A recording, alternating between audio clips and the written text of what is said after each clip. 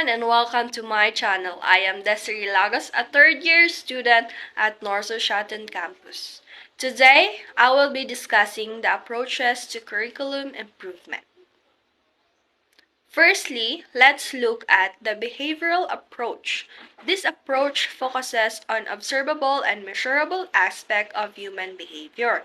This approach can lead to students becoming overly focused on achieving specific learning objectives. It can also help students to develop a clear understanding of what is expected of them and provide a sense of accomplishment when they achieve their goals. For example situation, let's say Miss Blackman, a fifth grade math teacher, wants to design a lesson plan to teach her students how to multiply fractions. She decided to use the behavioral approach to create a clear and measurable learning objectives. She evaluates the effectiveness of her lesson plan by analyzing the quiz result and observing students' participation during the guided and independent practice activities.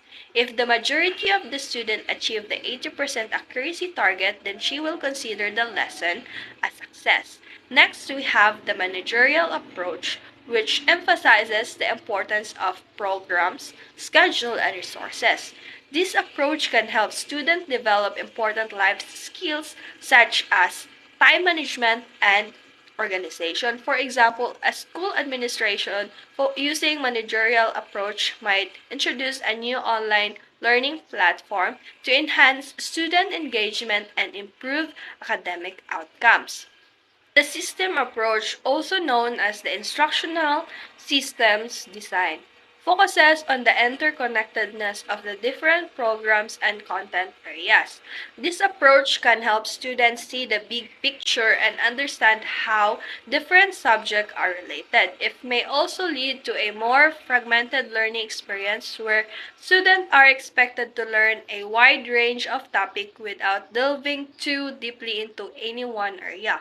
For example, a middle school teacher, a science teacher, Ms. Rodriguez, is preparing a unit on ecosystem. She wants to implement the system approach to ensure that all elements of the curriculum, the instructional, assessment, resources, technology, and the student feedback work together cohesively to enhance student learning and engagement.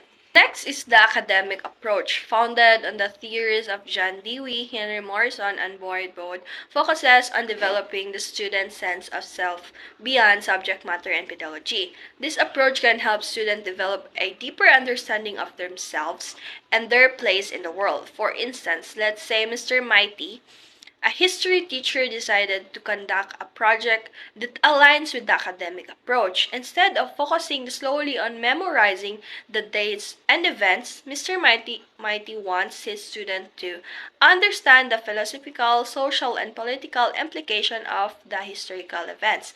By adapting the academic approach, Mr. Mighty history class goes beyond the traditional method of teaching. Students are not only learning about historical events but also engaging with complex ideas and develop their critical thinking, self-awareness, and social consciousness. And the humanistic approach, which emphasizes the importance of child psychology and humanistic psychology. It can help students develop important social skills such as cooperation and empathy. This approach can create a more supportive and engaging environment where students feel valued and motivated to learn. For example, a teacher using the humanistic approach might design a project-based learning activity that encourage students to work together to solve a real-world problem. Let's say that Miss A is a science teacher, decided to implement a project-based learning activity that aligns with the humanistic approach.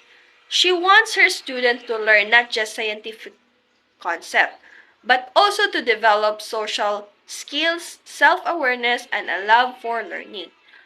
The focus of cooperative learning, student choice, and reflection helps create a supportive and engagement learning environment. Finally, we have the reconceptualist approach, which target learning through political, economic, social, and moral and artistic endeavors, I believe that this approach can help students develop a deeper understanding of themselves and their role in the world.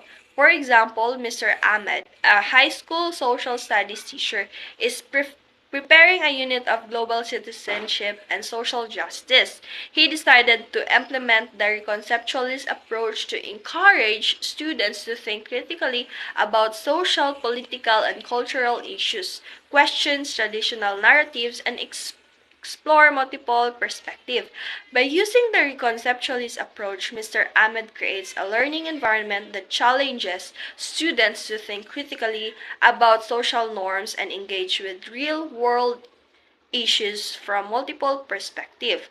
The focus on the social justice and advocacy helps students become more aware of the rules and global citizens and empower them to actively participate in their community. To sum it up, each curriculum approach offers unique benefits and can shape the learning environment in different ways. The behavioral approach provides structure and clear goals. The managerial approach ensures efficient use of resources, and the system approach integrates various elements of a cohesive learning experience. The academic approach fosters deep understanding and critical thinking, while the humanistic approach focuses on social and emotional development. Finally, the reconceptualist approach challenges students to engage with real-world issues critically and thoughtfully. These approaches combine to create a more comprehensive and inclusive education experience that caters to diverse student needs and prepares them for a complex world. And that's the end of my report, hoping you learned something. Until next time, bye!